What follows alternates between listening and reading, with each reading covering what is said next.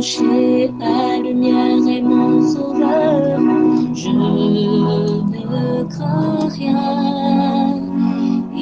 Il est mon rempart et mon ferme soutien. De qui pourrais-je avoir peur?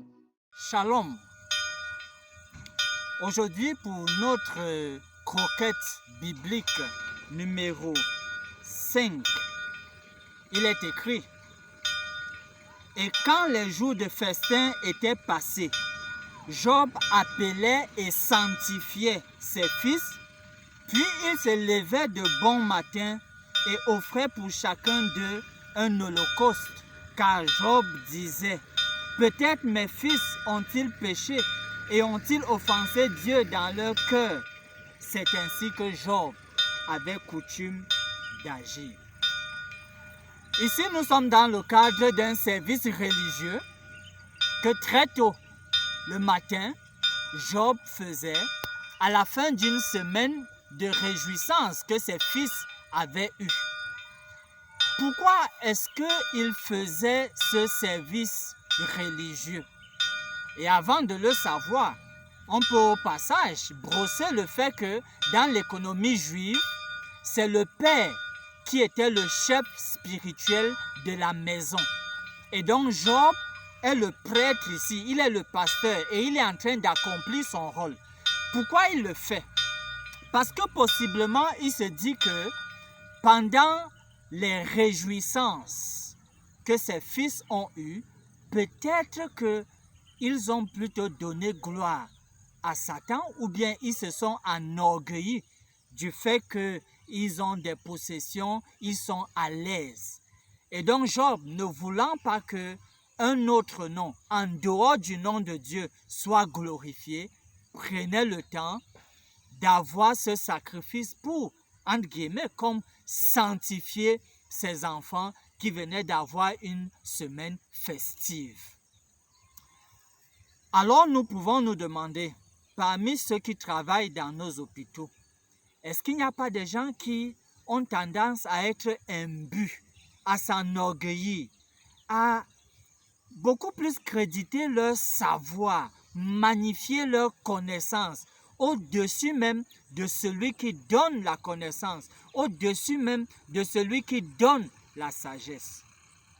Nous avons dans la parole de Dieu une magnifique promesse en Deutéronome au chapitre 8. Et ce sont des paroles qui doivent résonner dans l'esprit de ceux du personnel médical qui croient en Dieu. Parce que là, le Seigneur leur dit: lorsque tu mangeras et te rassasieras, lorsque tu bâtiras et habiteras de belles maisons, prends garde que ton cœur ne s'enfle et que tu n'oublies l'Éternel. Et au verset 17, garde-toi de dire en ton cœur: ma force et la puissance de ma main m'ont acquis ces richesses. Il est donc question d'être reconnaissant à Dieu pour votre compétence personnelle médicale, de reconnaître que la sagesse infinie vient de Dieu et que cette sagesse-là est capable de vous conduire. Et je souhaite que le Seigneur lui-même bénisse davantage votre compétence alors que vous la soumettez à sa toute puissance, vous la soumettez à sa toute sagesse, et vous verrez qu'avec le Seigneur, vous pouvez faire de plus grandes prouesses encore. Finissons avec les mots de prière juste à l'écran.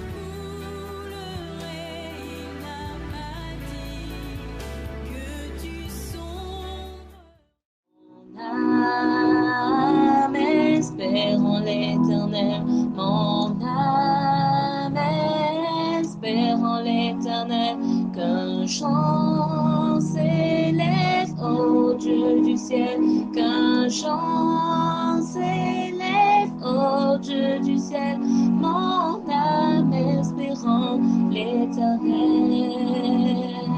mon âme espère en l'Éternel.